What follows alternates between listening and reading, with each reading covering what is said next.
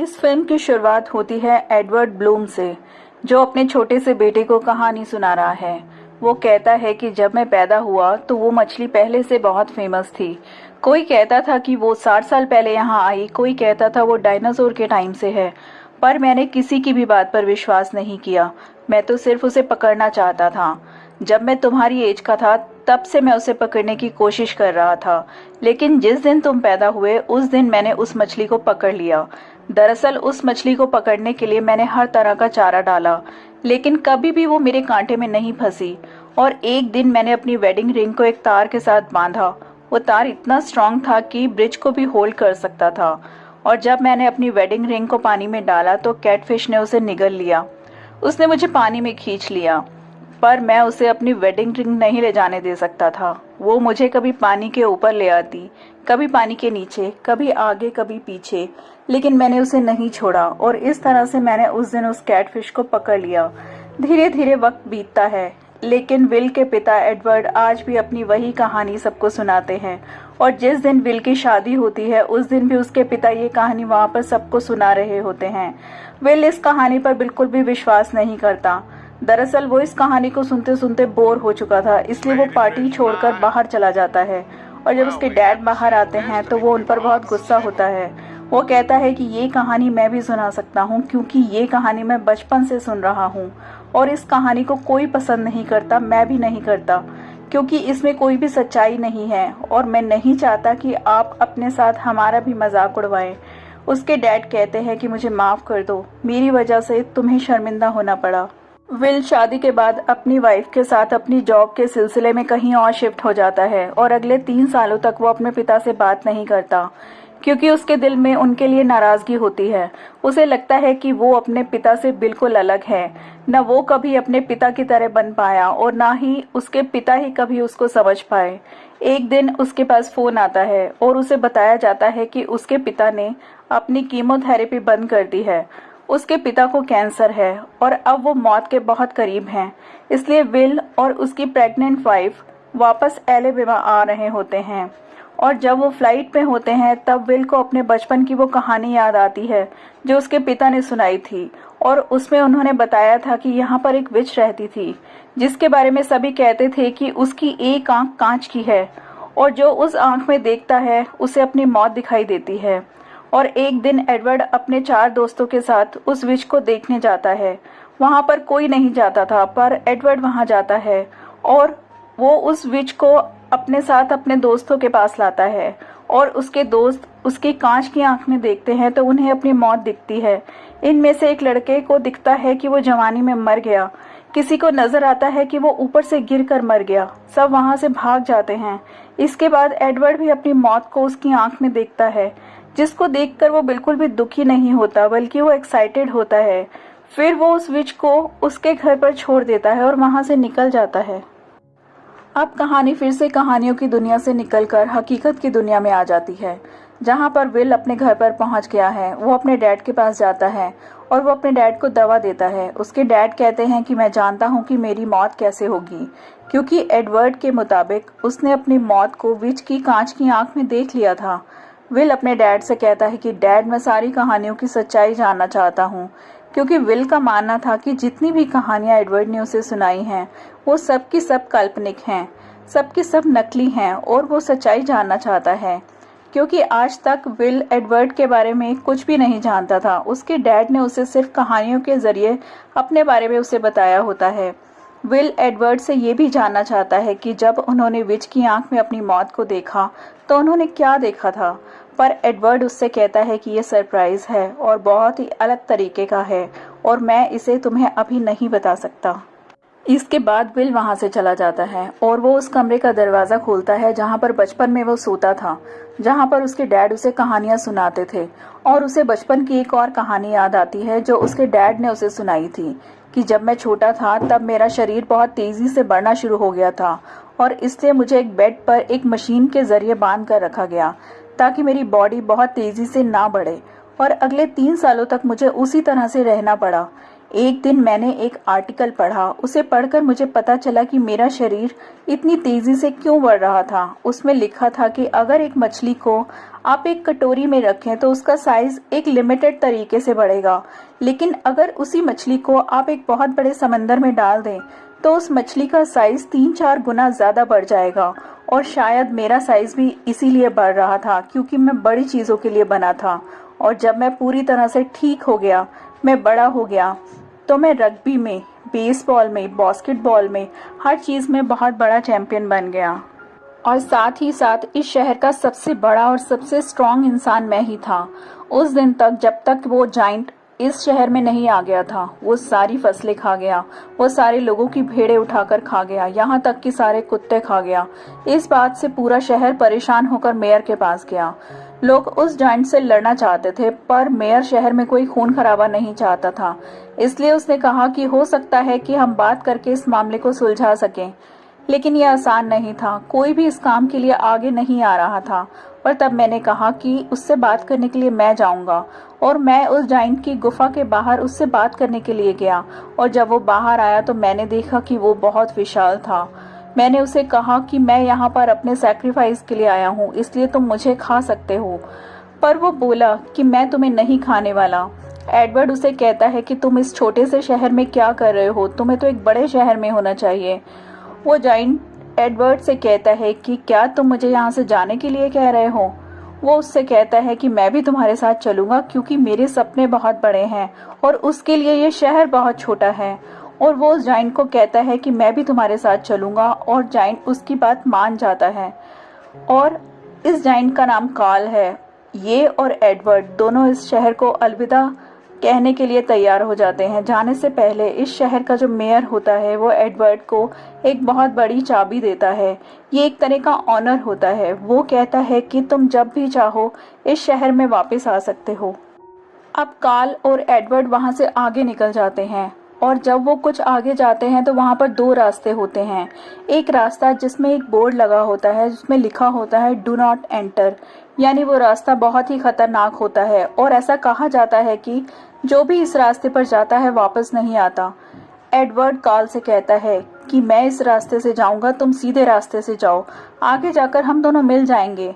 Karl कहता है कि क्या कभी कोई इस रास्ते से गया था। एडवर्ड उसे बताता है कि एक पोएट गया था, लेकिन वो कभी भी वापस नहीं लौटा। उसके बारे में कभी किसी ने कुछ नहीं सुना। कार्ल कहता है कि तुम मुझसे भागने के बारे में सोच रहे हो। एडवर्ड उसे अपना बैग दे देता है और कहता है कि तुम इसे अपने पास रख सकते हो, और वो उस रास्ते पर निकल जाता है और कार्ल सीधा चला जाता है। एडवर्ड जब उस रास्ते पर आगे निकलता है तो वो रास्ता बहुत ही खतरनाक होता है, और उस रास्ते को पार करके एडवर्ड एक बहुत ही खूबसूरत शहर के बाहर पहुंच जाता है, जहां पर वो देखता है कि ऊपर रस्सी में बहुत सारे जूते होते हैं।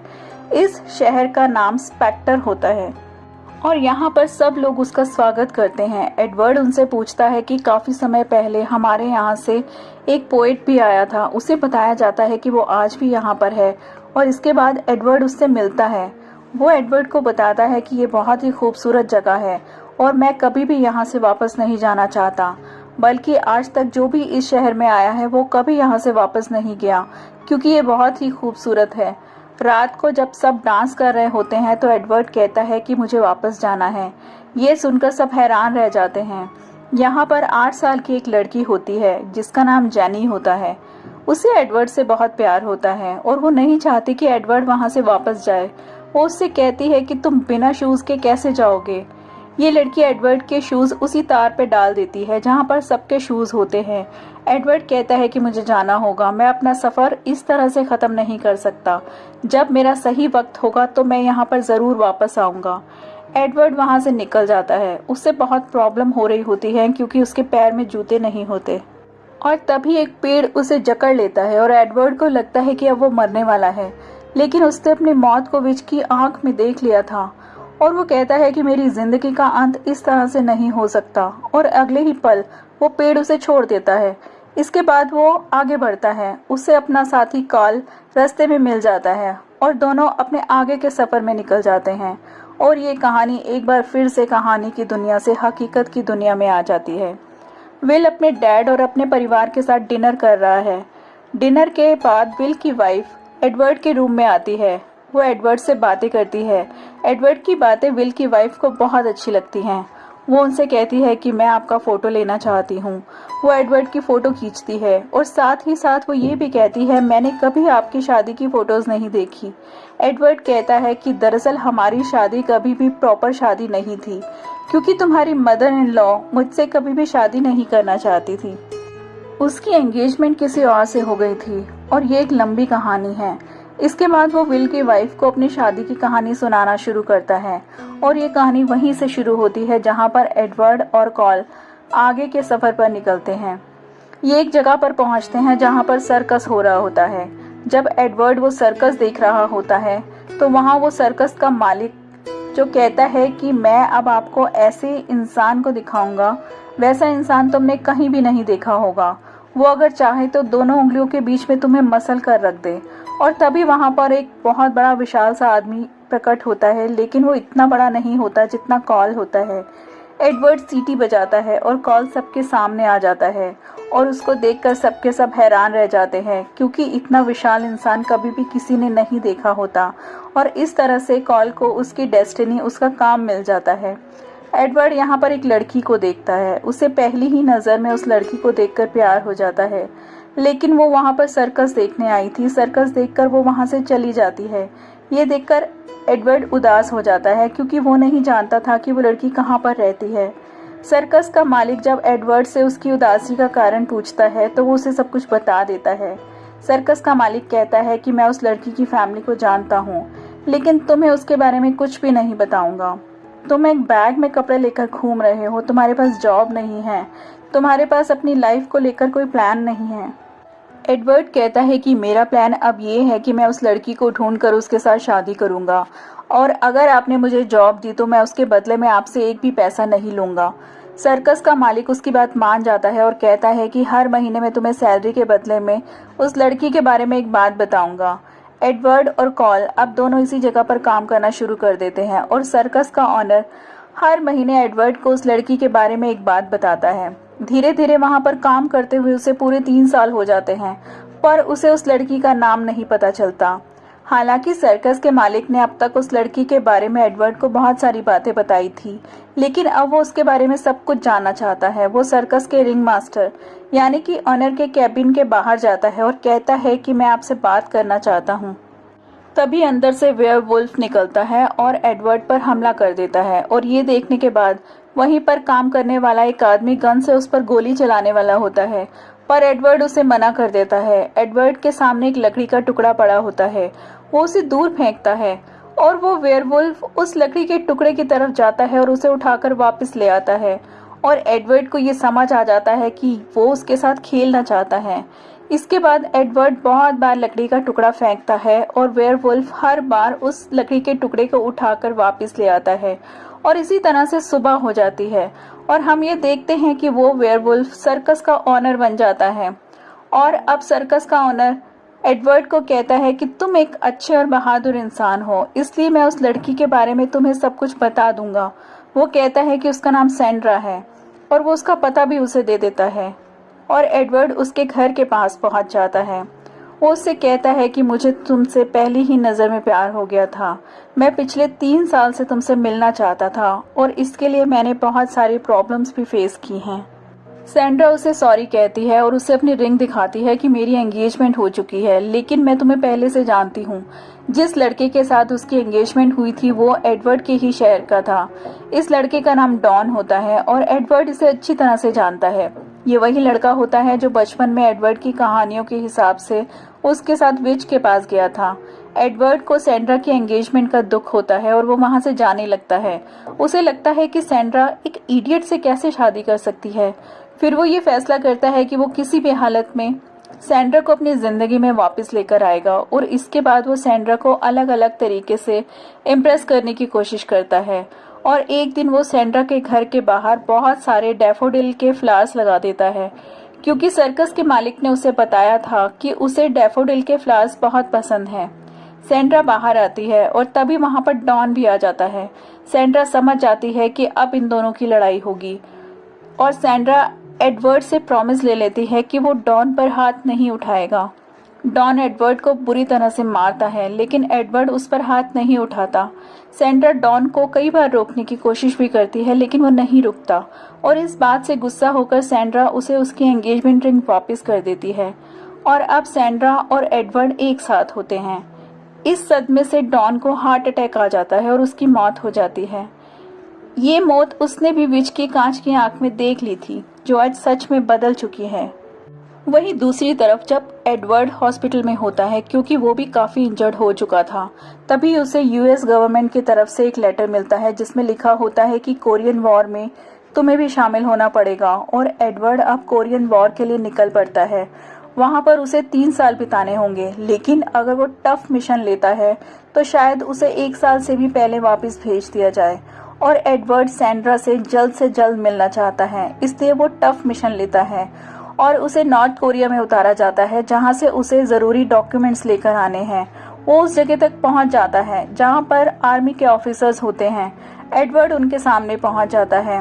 वो जूडो से उसे डराने की कोशिश करते हैं और तभी एडवर्ड उन्हें इशारे से कहता है कि 1 मिनट, और वो अपनी आंखों पर नाइट विजन ग्लासेस पहन लेता है और लाइट बंद करके उनको बुरी तरह से मारता है और उनसे वो डॉक्यूमेंट हासिल कर लेता है।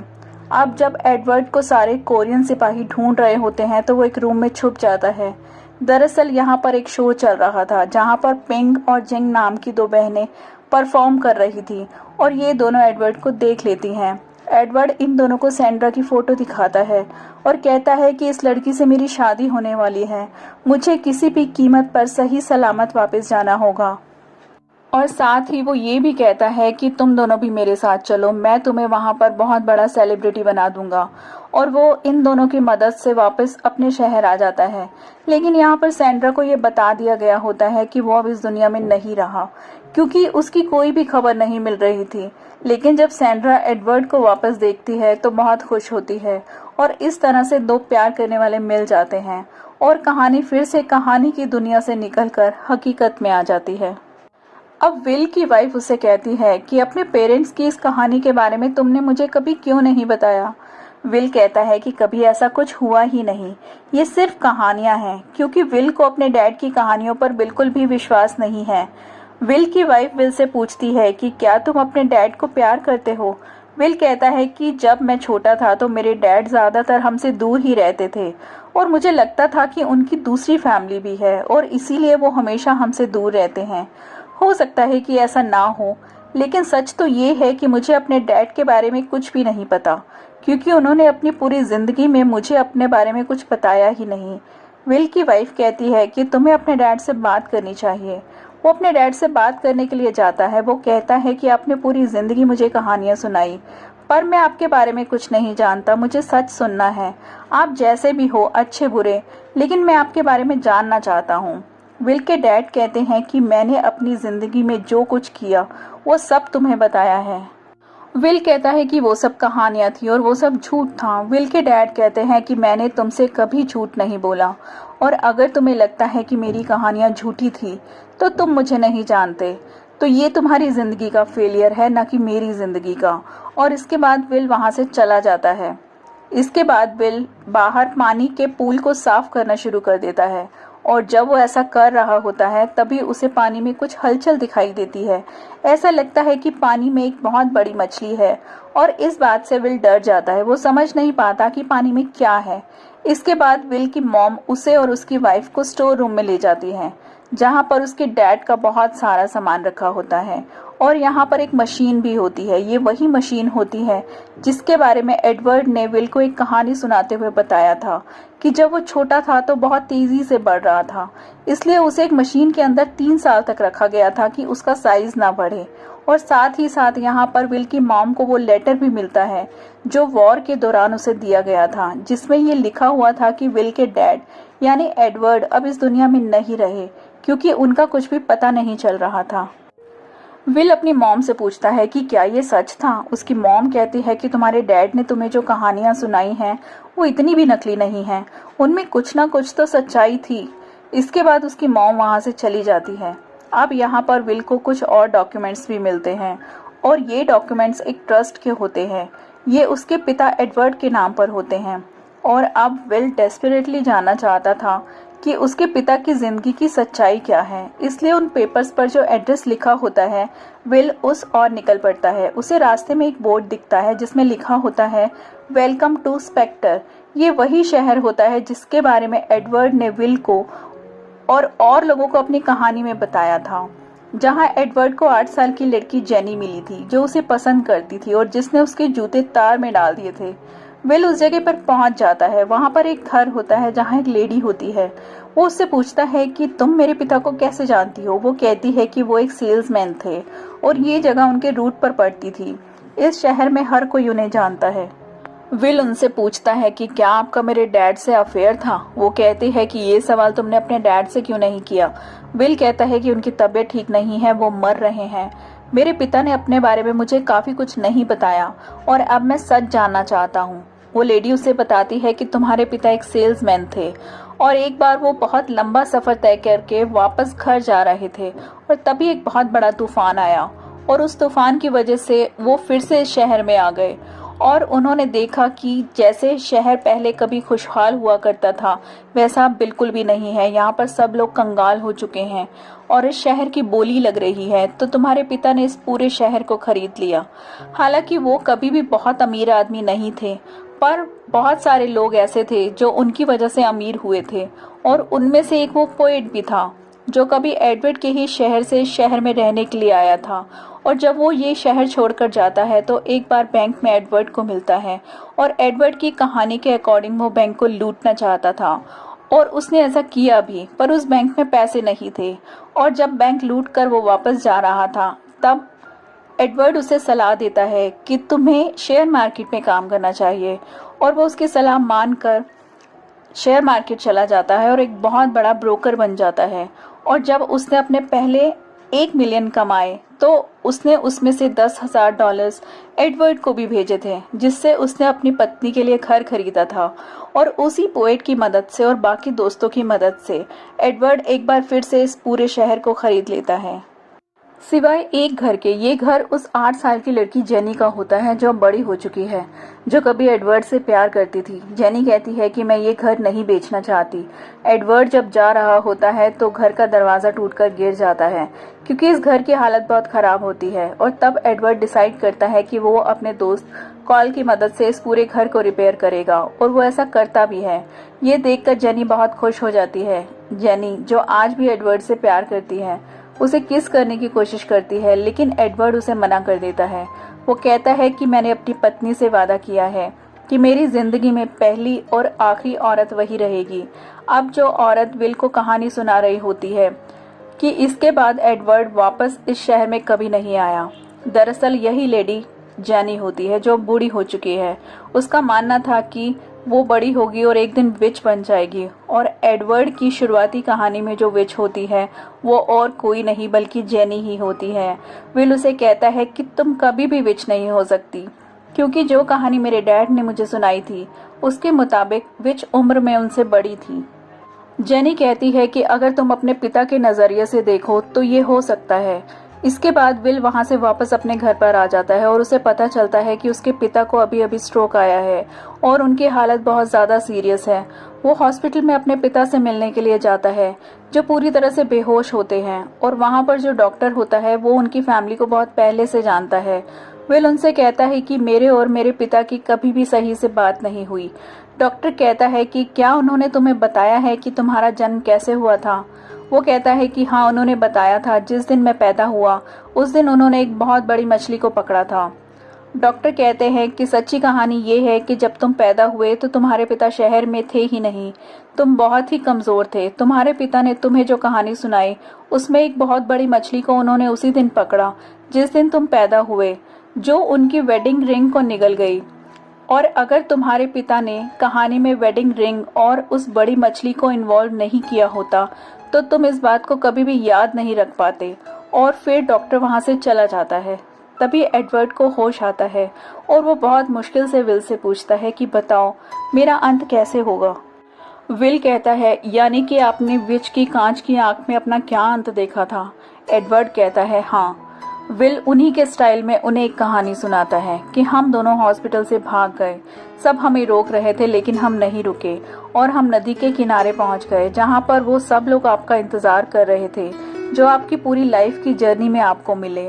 वो चाहे जाइंट हो, वो सर्कस का ऑनर हो, आपका दोस्त पोएट हो या फिर वो विच हो।